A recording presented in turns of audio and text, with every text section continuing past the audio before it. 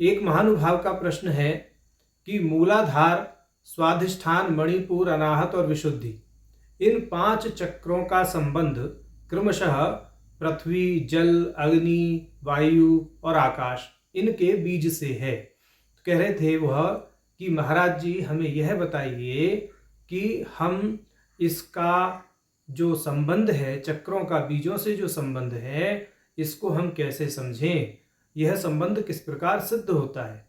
तो देखिए, इसकी संबंध की जो सिद्धि है, इसके लिए कोई लंबे चौड़े ग्रंथ पढ़ने की आवश्यकता नहीं है, साधारण तर्क है। आप अपने शरीर में यह देखिए कि आपके शरीर में सर्वाधिक गंध से युक्त स्थान कौन सा है।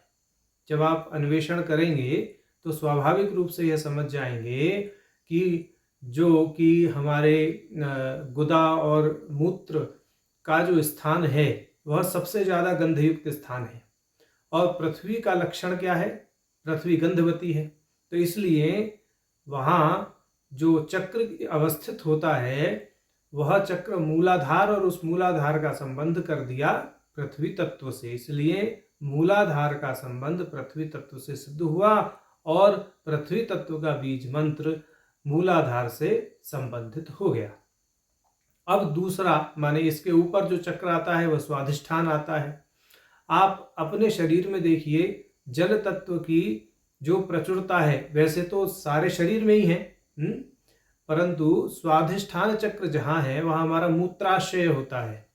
उस मूत्राशय में मूत्र एकत्रित होता है, माने वह जल तत्व का प्रतिनिधित्व कर रहा है वहाँ।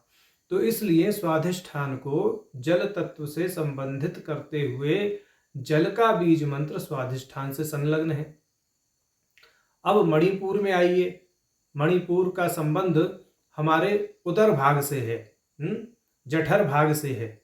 जठर भाग में जो है अग्नि का प्राचुर्य होता है, अग्नि की प्रधानता होती है।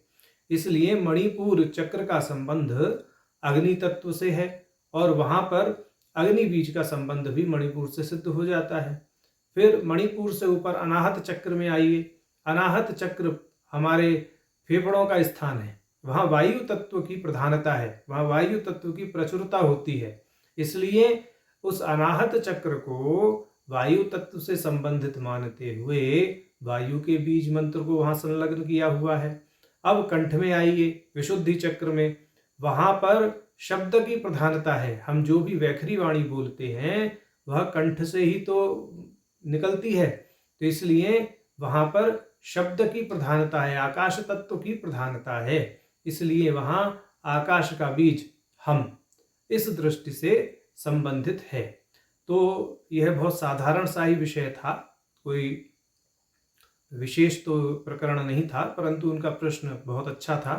तो इसको आप सामान्य तार्किक दृष्टि से समझने का भी प्रयास करेंगे तो आप जो है बड़े आनंद में होकर के अपनी साधना को आगे लेकर के जाएंगे। प्राय लोग कहते ही बहुत पूछते हैं कि इन चक्रों को इन 5 तत्वों के साथ में क्यों जोड़ा है, कैसे जोड़ा है। महाराज जी, हमें तो कहीं किसी पुस्तक में नहीं मिल रहा, हम बहुत ढूंढने का प्रयास करते हैं, और जो पुराने शास्त्र हैं वो संस्कृत में लिखे हुए हैं, नए लोगों ने लिखा है वह कुछ हम माने कहते हैं कि उस तर्क को हम पचा नहीं पाते, कई बार ऐसे तर्क दे दिए जाते हैं। तो आपको अन्य तर्कों में जाने की आवश्यकता नहीं है।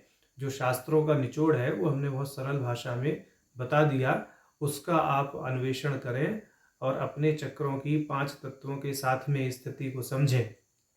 और उससे आगे भी एक चीज बता देते हैं, विशुद्धि चक्र से ऊपर आज्ञा चक्र है।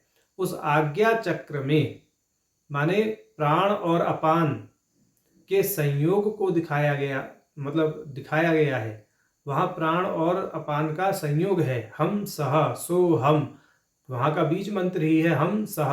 2 दल है ना वहाँ, तो प्राण और अपान को ही वह प्रदर्शित करते हैं। प्राण अपान पर निरोध करना, प्राण अपान का नियंत्रण करना, ये सब आज्ञा चक्र के साधने से सिद्ध होता है। और आज्ञा चक्र से ऊपर सहस्रार चक्र है।